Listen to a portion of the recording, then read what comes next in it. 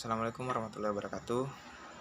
Pertama-tama, adalah kita senantiasa memanjatkan puji syukur kehadirat Allah Subhanahu wa taala, dan tak lupa pula kita kirimkan salawat serta salam kepada baginda Nabiullah Muhammad SAW sebagai uswatun hasanah rahmatan lil alamin. Perkenalkan, nama saya Sahrudin, NIM F01215118, Prodi Ilmu Politik kelas A. Jadi pada kesempatan kali ini saya akan mencoba memaparkan makalah saya yang berjudul pergaulan bebas remaja. Baik, langsung saja pengertian daripada pergaulan bebas. Pergaulan bebas adalah salah satu bentuk perilaku menyimpang yang mana bebas yang dimaksud adalah melewati batas norma ketimuran yang ada. Masalah pergaulan bebas ini sering kita dengar baik di lingkungan maupun dari media massa.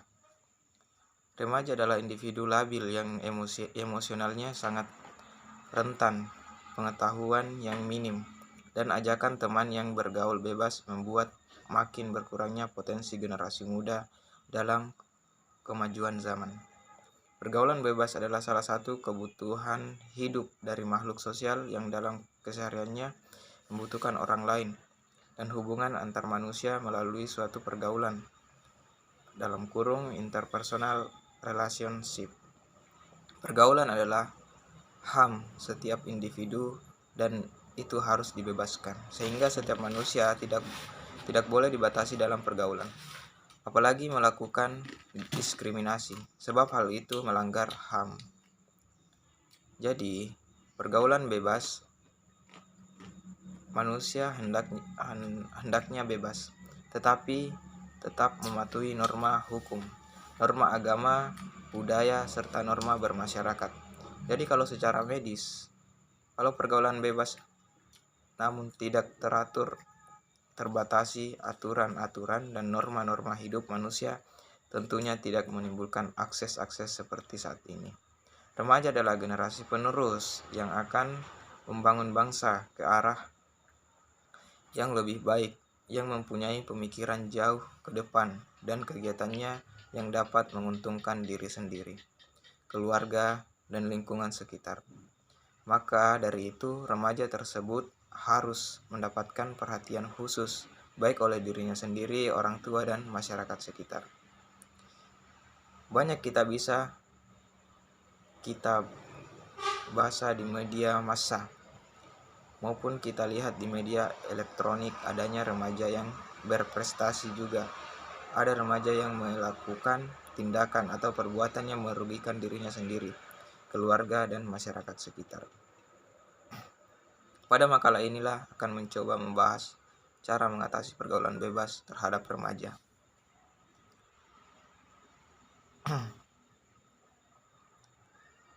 Kehidupan yang kita alami, mungkin salah satu tahap yang paling tak terlupakan adalah masa remaja. Karena tampaknya tidak ada fase lain banyak dipenuhi dengan pengalaman tentang patah hati, konflik batin, dan kesalahpahaman selain masa remaja. Kita masih dapat mengingat antara rasa sakit dan kebahagiaan bercampur menjadi satu yang kita alami saat remaja. Kita tetap menyimpan kenangan betapa kita disalahpahami, betapa kita begitu sering dan cepat berubah-ubah, betapa kita begitu mengharapkan penerimaan, dan betapa kita begitu merasakan kesepian dan kesendirian. Kadang juga kita merasa mengapa tidak ada orang yang mau mengerti tentang kita. Kita merasa heran sebagaimana semua ini dimulai dan dari mana. Semua ini terjadi pada masa remaja, saat yang penuh gejolak dan keinginan, tetapi tidak jarang mengakibatkan begitu banyak persoalan jika tidak disikapi secara arif dan bijak. Remaja sering diidentikan dengan usia belasan tahun, sehingga dalam bahasa Inggris remaja juga disebut dengan istilah teenager. teenager. Selain kata adolescent, akan tetapi remaja yang penuh dengan keceriaan, warna hidup, dan permulaan usia mengenal lawan jenis. Ciri-ciri fisik dan psikologis. Bila merujuk pada psikologi perkembangan, akan kita temukan pembagian tahap perkembangan psikologis kita menjadi 3 tahap.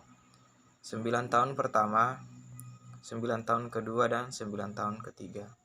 9 tahun pertama dalam kehidupan kita dapat disebut sebagai kanak-kanak. Pada masa ini kita hampir sepenuhnya beruntung pada perhatian dan bimbingan orang lain, utamanya orang tua kita, dari persoalan mandi, makan, apa yang kita pakai, pilihan sekolah, dan teman, hampir semuanya dengan dipengaruhi oleh keputusan dan kebijakan orang tua.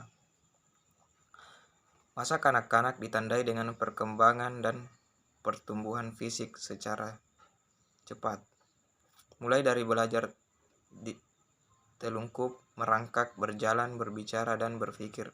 Usia remaja berada pada perkembangan psikologis kedua, dan 9 tahun kedua setelah kita melewati masa kanak-kanak. Pada masa ini kita mulai diajari tentang kemandirian dan bagaimana membuat keputusan untuk diri kita sendiri. Selain itu, karakteristik umum dari pertumbuhan dan perkembangan fisik kita pada periode usia ini dapat dijelaskan sebagai berikut.